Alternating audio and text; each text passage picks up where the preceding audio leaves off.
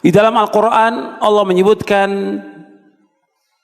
yang ini ada nanti di bab ini, tapi saya dahulukan membawa ya, tentang Allah SWT berada di atas langit, Allah bersemayam di atas arsy.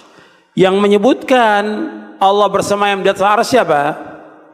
Allah menyebutkan Ar-Rahman 'alas istawa. Ini di Quran ada, ya, di Quran ada, di surah Thaha ayat 4. Kemudian ada 7 ayat tentang Allah bersemayam di atas arsy, bahkan 8 ayat. Kemudian Allah juga menyebutkan bahwa Allah berada di atas langit, di atas semua langit, di atas arsy. Amintum man fis sama. Kita juga menyebutkan dalam surah Sabbih rabbikal a'la. Kemudian juga ketika kita sujud kita baca subhan rabbiyal a'la, Allah yang maha tinggi. Kita wajib menetapkan. Kalau ada orang mengatakan makna istawa arti istaula, ini nggak dikenal dalam bahasa, tidak dikenal dalam bahasa. Yang kita pakai dalil. Allah menyebutkan istiwa di atas arsy, kita wajib memahami istiwa sudah. Tidak diartikan dengan berkuasa. Makanya saya sebutkan di sini, yaitu kita mengikuti pemahaman salafus saleh, para imam yang menunjuk mereka, serta dengan arti yang benar dari bahasa Arab. Jika hal tersebut sudah benar, maka tidak dipertentangan lagi dengan hal yang sifatnya berupa kemungkinan menurut bahasa. Seperti yadullah, tangan Allah. Tangan ya diartikan dengan tangan. Allah menyebutkan tangan Allah, ya sudah diartikan dengan tangan. Enggak bisa diartikan tangan artinya kekuatan, enggak bisa diartikan dengan nikmat. Dalam pemahaman firqah yang sesat diartikan demikian. Atau dalam mazhab Asy'ari itu ditawil bahwa kedua tangan diartikan dengan kedua nikmat. Enggak boleh. Kita wajib menetapkan semua nama dan sifat Allah. Enggak boleh kita tolak, enggak boleh kita takwil, enggak boleh kita menyamakan Allah dengan makhluknya, dan tidak boleh kita menanyakan tentang bagaimana sifat Allah. Itu kaidah dan ada di sini di buku ini. Bahwa kita wajib menetapkan semua nama dan sifat Allah yang Allah sebutkan dalam Al-Qur'an. Yang disebutkan oleh Nabi SAW dalam hadis yang sahih. Tidak boleh kita mengingkari, tidak boleh. Bisa kafir mengingkari itu. Seperti Jahmiyah.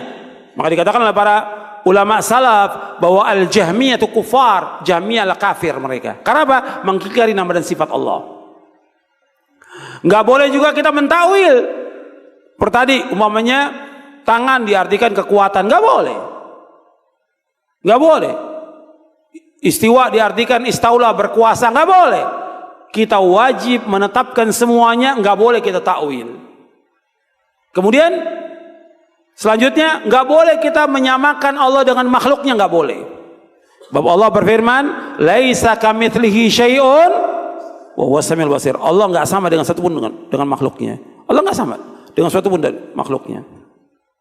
Wa huwas samiul basir. Allah Maha mendengar, Allah itu Maha melihat.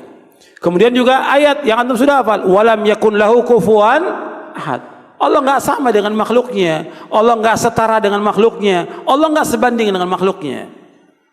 Nggak ada yang sama dengan Allah SWT. Maka nggak boleh kita menyamakan Allah dengan makhluknya. Kemudian yang selanjutnya lagi, bahwa kita tidak boleh menanyakan tentang bagaimana sifat Allah. Kita nggak tahu. Sifat Allah kita nggak tahu. Seperti tangan Allah, wajah Allah kita nggak tahu. Allah istiwa kita nggak tahu bagaimana. Maka jangan ditanyakan. Kita wajib mengimani. Kita wajib mengimani. Sebab Nabi nggak menjelaskan, Allah tidak menjelaskan, maka kita nggak boleh menanyakannya. Makanya ketika Imam Malik, dan ada di buku ini, ketika Imam Malik ditanya oleh salah seorang tentang istiwanya Allah, Allah berfirman Ar-Rahman 'alas istawa, Allah bersemayam di atas arsy. Kaifal istiwa? Bagaimana istiwanya Allah? Dijawab oleh Imam Malik, al-istiwa'u ma'lumun wal kaif majhulun wal imanu bihi wajib was su'alu anhu bid'ah. Artinya istiwa maklum dalam bahasa Arab, bahwa Allah bersemayam di atas arsy.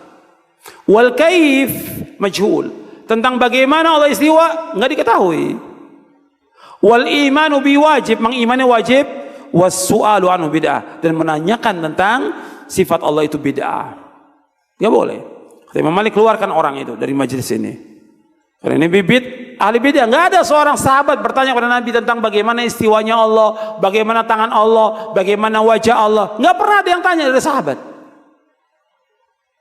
Makanya ketika ada yang nanya Imam Malik itu diam. Ketika tanya tentang istiwa, kata Syekhul Islam Ibnu Taimiyah dalam Majmu' Fatwanya, sampai keluar keringat Imam Malik. Karena belum pernah ada yang menanyakan tentang itu. Baru Imam Malik menjawab seperti jawaban yang tadi itu. Bahwa kita wajib mengimani tentang semua nama dan sifat Allah Subhanahu wa taala. Selanjutnya yang keempat,